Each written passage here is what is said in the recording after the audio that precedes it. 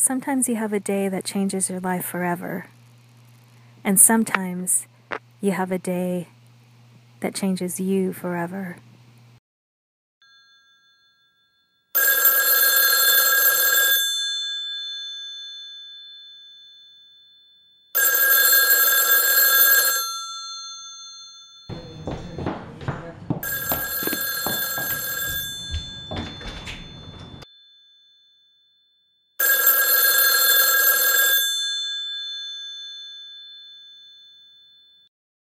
I didn't know them well growing up because they were all already adults.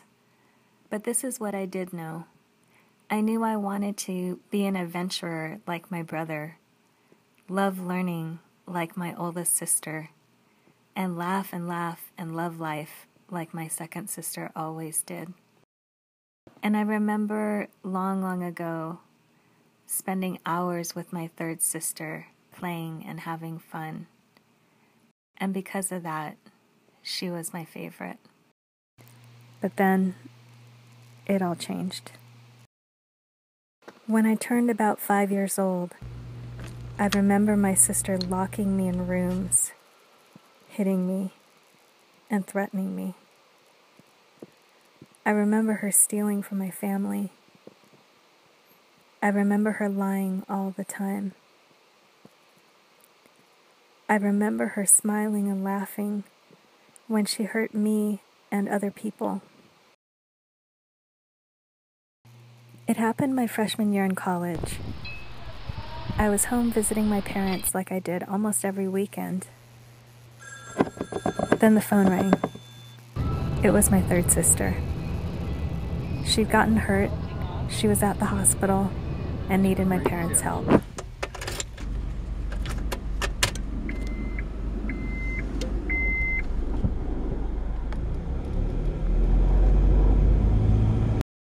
My parents and I stood at the end of a short, very white hallway. The elevator had dropped us there. In front of us were two very intimidating locked steel doors. We walked up to the doors and pressed the button on the intercom. Suddenly, the heavy metal doors of the hospital ward swung open quickly, and my parents and I entered. Then the doors thundered as they shut closed behind us. A woman in white hospital garb sat safely behind a double-plated glass window. She peered at me and my parents curiously before motioning us down the hall. An orderly appeared from nowhere and told us to wait in the main area while he went to get my sister.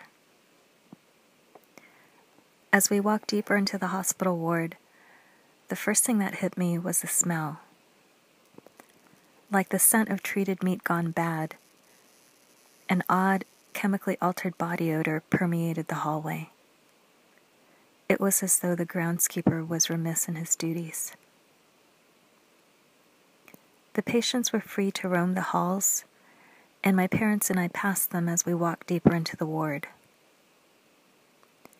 Some stared with a calm but unnerving intensity.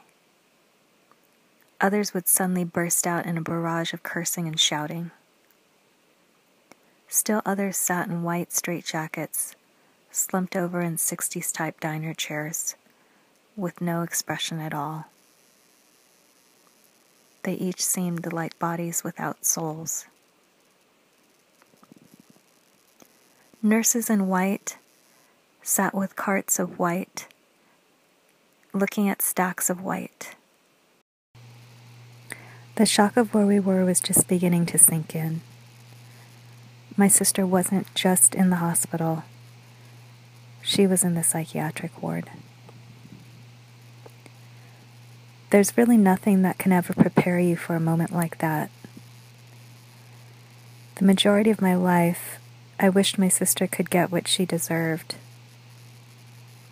And here we were, in a place I could only describe as the whiteness of hell. I never realized until that day that sometimes you don't really know what you're wishing for.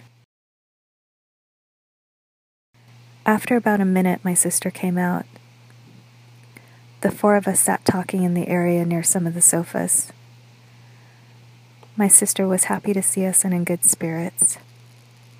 The orderly left while we were talking with her. The normalcy of the conversation was an eerie contrast to the place where we were having it. I couldn't help but think that the moment we left, that all the whiteness would fall away and everything would turn black. To be honest, I don't remember exactly what happened after that. I know we sat and talked with my sister for about 15 minutes. I know my sister showed us the room where they were keeping her locked in.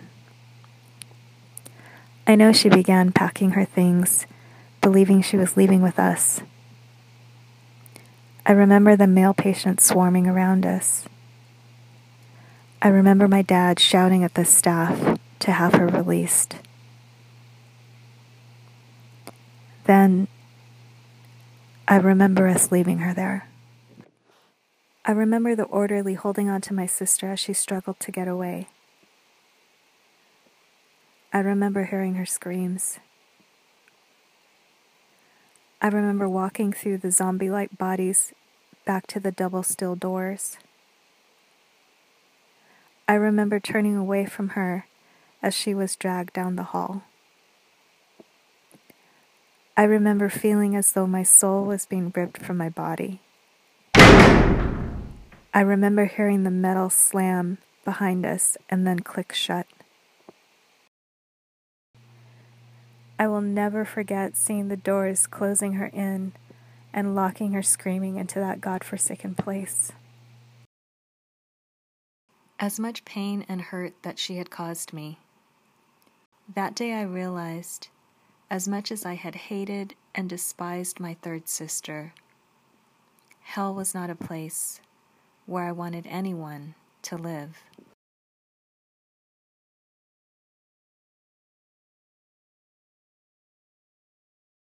When my sister was released, she was returned to my parents in a catatonic state.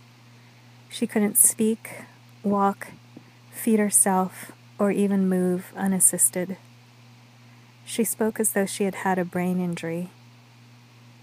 A few months later, I had to move out because she tried to strangle me in my sleep. She couldn't tell reality anymore or even make clear sentences. In October of the following year, the LA Times printed an article discussing how the hospital where my sister was held was under federal investigation for 5 patient deaths and mistreatment of patients during the time that my sister was admitted. I'll never know exactly what happened to my sister in that place, but I don't think it was what should happen in a place like that. To keep my own safety, I've been unable to see my sister, but I wanted to share how what happened to her impacted me and my parents. I wanted to say thank you to the congresspeople, administrators, lawyers, and journalists who investigated the hospital and did something to stop more people from getting hurt. I hope, too, that oversight and research will continue on the proper use of medications in psychiatric units and the use of alternative therapies in treating patients with psychological issues. I want to thank all of the public guardians, police officers, psychologists, psychiatrists, nurses, and orderlies who since that time have treated my sister with respect, dignity, and integrity. Thank you for remembering your patient may have once been someone's favorite older sister. Thank you for treating people like human beings. Because of your work, I am able to live a life that is safe, and so is my sister.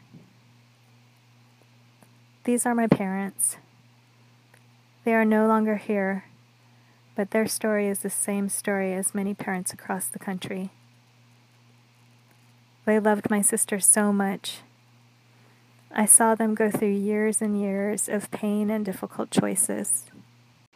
Whenever I walk into a psychiatric ward, or see homeless individuals on the street, or hear about criminals in prison, I think about these people's parents, who I'm sure love them in the same way that mine so very deeply loved my sister.